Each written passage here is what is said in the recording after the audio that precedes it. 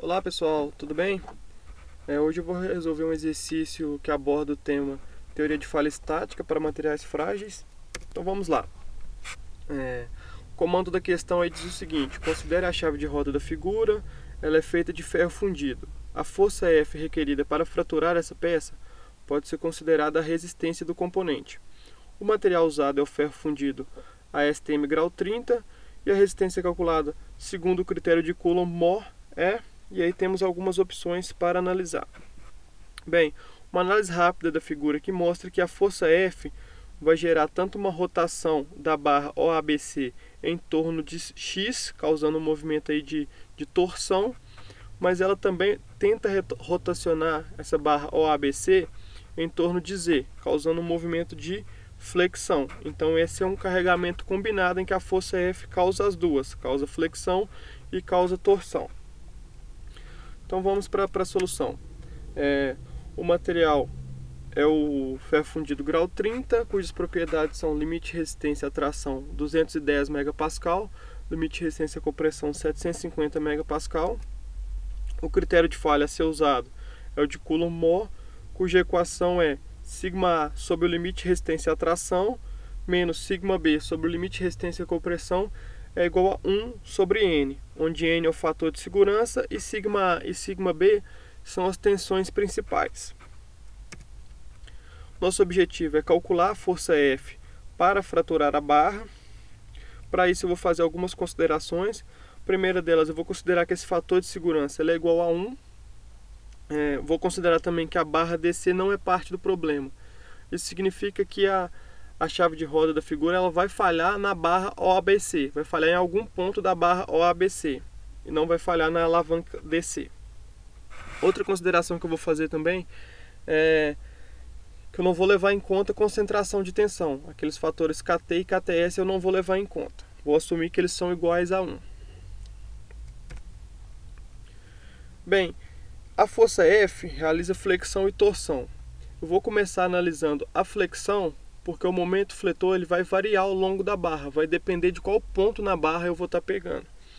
E ele aumenta, o momento fletor ele aumenta conforme a gente se aproxima da extremidade O da barra, porque ele depende dessa distância C até o ponto que eu estou pegando, e se o ponto for o ponto O, é a maior distância.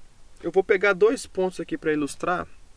Eu vou pegar o ponto O, que é o ponto mais extremo, ou seja, vai ter o maior braço de alavanca para realizar esse momento fletor, e vou pegar também o ponto A, que apesar de ter um braço de alavanca um pouco menor, a seção A ela tem a área menor, ela tem o diâmetro menor, consequentemente ela tem a área menor, e pode ser que mesmo com o momento de flexão menor, como a área é menor, a gente conseguiria ter uma tensão maior no ponto A. Então nós vamos analisar se a tensão é maior em A ou em O. Tudo bem? Então vamos lá fazer aqui o momento de flexão em O e em A. No ponto O, o momento de flexão vale F vezes a distância OC, que é o braço de alavanca aí. Nesse caso, o braço vale 400 milímetros, 0,4 metros. Já estou colocando aqui no sistema internacional.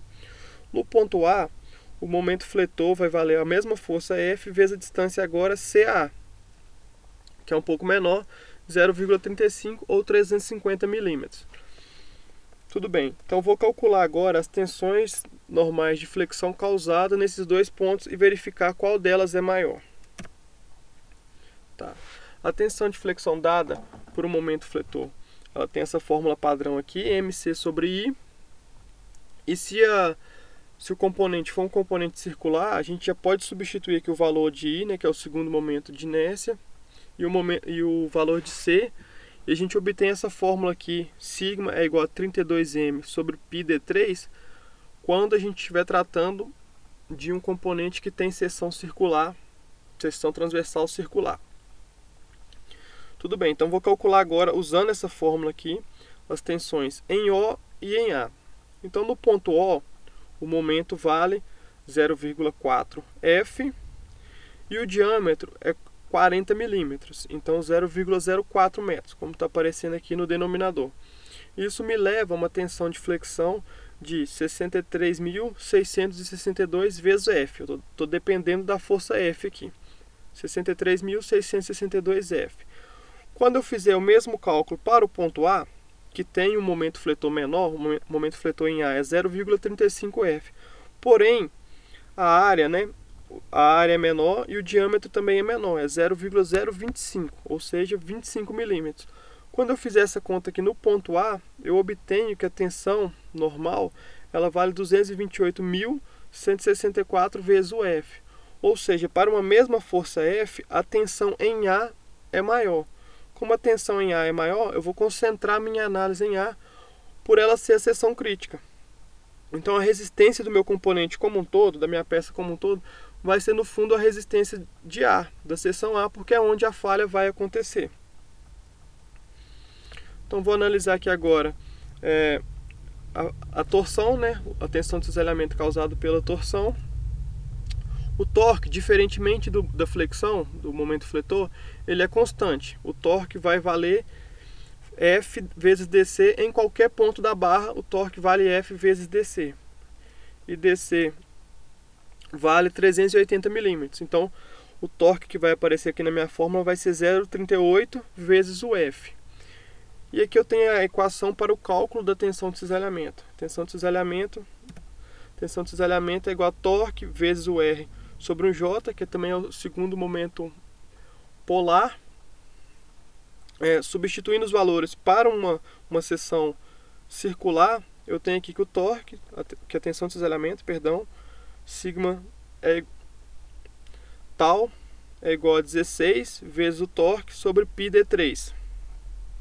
Então 16 vezes 0,38 F dividido por π, e aí eu vou considerar o diâmetro da seção A, que é a seção crítica, 0,025 elevado ao cubo. Isso me leva a uma tensão de cisalhamento de 123.860 vezes o F. Então eu tenho sigma e tal em função de F. Com sigma e tal, as tensões, eu vou calcular as tensões principais. Vou usar a fórmula aqui que me fornece as tensões principais para um caso de tensão plana.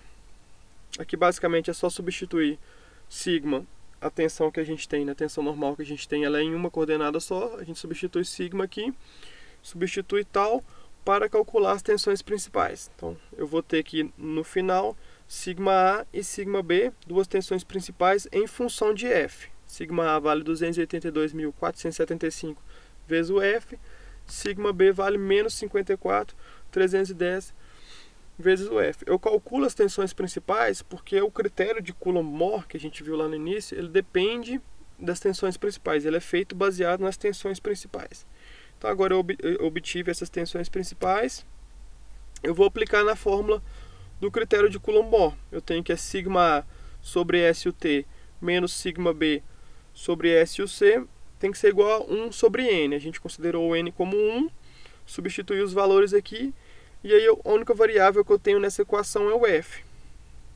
Isolando o F e fazendo a conta, eu obtenho aqui o resultado F igual a 705 newtons. E isso corresponde à letra C da resposta do exercício.